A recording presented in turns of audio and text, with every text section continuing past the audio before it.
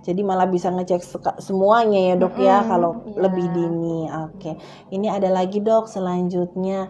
Dok, apakah sering ganti pasta gigi akan berpengaruh pada kondisi gigi dok? Enggak sih gitu. Jadi enggak setiap ya. pasta gigi kan memang komposisinya mungkin berbeda-beda gitu. Kalau ganti sebenarnya bisa saling melengkapi, tidak masalah. Yang jadi masalah adalah tadi kemampuan kumurnya gitu. Kalau ternyata kumurnya belum bisa baik, atau mungkin yang pasta giginya terlalu berbusa dan belum bisa kumur sampai bersih, nah itu yang bermasalah gitu. Jadi banyak tertelan, walaupun memang kalau tertelan bahayanya tidak signifikan, tetapi dengan dalam jangka waktu lama misalnya numpuk di situ, makanannya ikut nempel, jadi itu juga masalah bahaya. ya. Oke. Berarti ya nggak masalah nih teman-teman gitu. Yang penting kumurnya harus bersih nih supaya nggak ada sisa-sisa pasta gigi di gigi ya dok ya. Atau bisa kalau pengen gampangnya boleh memilih pasta gigi yang non deterjen, jadi tidak terlalu berbusa.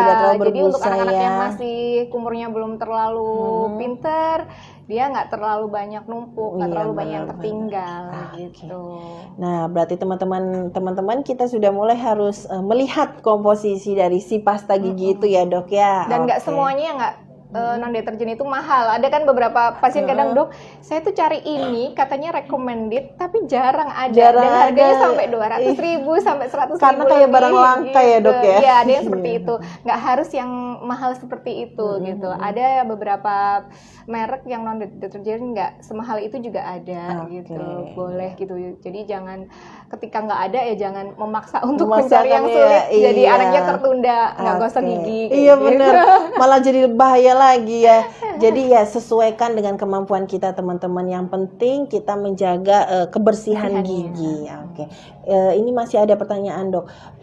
Pagi dok, apakah ada batasan atau aturan penggunaan pasta gigi berfluoride pada anak? Wah ini udah mulai spesifik nih dok. Ada fluoride-nya. Udah mulai berat nih. Iya.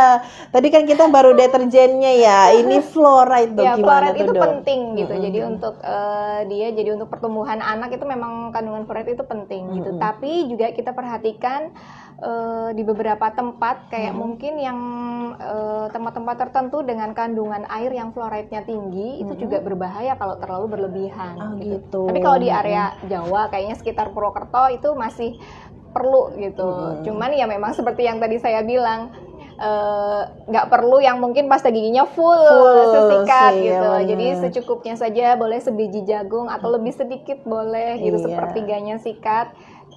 Terbatas seperti itu saja, dan yang dipastikan kumurnya baik tadi, jadi nggak tertinggal di situ. Jadi karena kalau misalnya terlalu banyak fluoride atau misalnya dia kelebihan, malah jadinya kadang timbul spot putih-putih di gigi. Gitu. Kalau kelebihan itu jadinya spot putih-putih itu bukan malah giginya jadi putih bersih ya, malah justru itu bermasalah gampang rapuh biasanya giginya gitu. Jadi fluoride itu kita batasi terutama di tempat yang memang kandungan airnya mengandung fluoride tinggi. Biasanya mungkin di area Kalimantan, di daerah tertentu itu. Kemudian pastikan berkumur biar fluoride di kandungan pasta giginya juga terlarut ya, sudah bersih gitu. Jadi secukupnya aja. Oke, selanjutnya ya dok. Saat ini banyak penggunaan pemutih gigi atau krim pemutih gigi dok. Apakah aman dan boleh ya dok? Iya, ini banyak dok. Berseliweran di sponsor Instagram, whitening sampai putihnya tuh kadang nggak masuk akal loh dok. Maksudnya putihnya bener-bener putih banget nih, udah nggak wajar. Barang-barang import juga banyak. Iya bener, dan sayangnya itu menjadi sebuah tren. Nah sebenarnya untuk seperti itu tuh berbahaya nggak sih dok untuk jangka panjang, jangka pendek? Sama kayak behel tadi ya, jadi kayak tren-tren yang mulai ngelihat artis nih pakai gitu. Jadi pemutih tertentu memang kita harus tahu kandungannya, kemudian penggunaannya seperti apa gitu. Bahkan ketika kalau diproses di dokter gigi memang ada yang namanya bleaching gitu. Jadi ada khusus bahannya gitu. Itu pun untuk cara penggunaannya atau aplikasinya itu harus hati-hati. Jadi nanti kita lindungi dulu nih daerah gusinya, nggak asal pakai gitu. Jadi kalau yang ada di pasaran, kemudian belum tahu, ada telepon. Wow. Kemudian kita belum tahu komposisinya, belum tahu benar cara pakainya seperti apa, itu berbahaya. Gitu. Berbahayanya bisa mengiritasi gusi atau bisa juga ternyata kandungannya malah jadi merusak gigi gitu. Kayak misalnya kayak ternyata pemutihnya tuh yang dia efeknya toksik di rongga mulut seperti itu. Jadi ya sebaiknya sih tetap dikonsultasikan ke dokter, karena dokter pun juga nggak semuanya harus hati-hati gitu, apalagi yang di pasaran gitu. Pasta gigi pun seperti itu, ada yang iklannya bebas bisa rontok nih kalkulus atau karang gigi. Nah, itu juga harus hati-hati gitu. Jadi di dokter gigi aja karang gigi pembersihannya pakai alat gitu. Masa sih kalau pakai pasta gigi bisa rontok segampang itu? Kayaknya kan nggak masuk akal ya, Dok ya. Gitu. Bener-bener. Oke deh.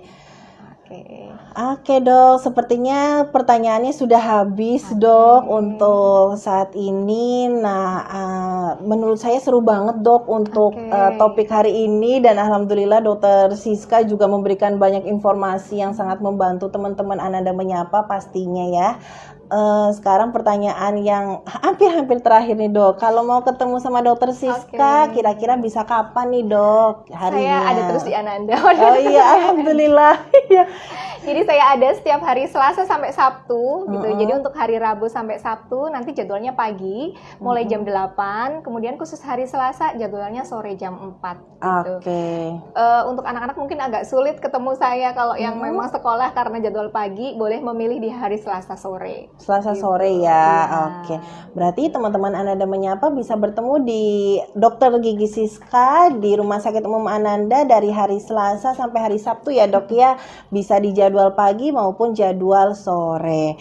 Oke Dok, tidak terasa kita sudah sampai di penghujung acara Dokter. Jika teman-teman ada layanan yang ingin diketahui lebih lanjut, bisa follow di Instagram kami di rs.ananda, dan juga jangan lupa subscribe di YouTube kita Rumah Sakit Ananda Purwokerto dan nyalakan lonceng notifikasinya. Oke, kita cukupkan dulu dokter untuk hari ini. Terima kasih banyak Dokter Gigi Siska. Sampai ketemu lagi di Ananda Menyapa selanjutnya. Stay tune untuk teman-teman Ananda Menyapa, karena esok hari kita ada Ananda Menyapa selanjutnya bersama dengan Dokter Krisna Yuda, spesialis ortopedi, dengan tema penanganan pada cedera ankle di hari Rabu 20 Juli 2022 jam 16.00.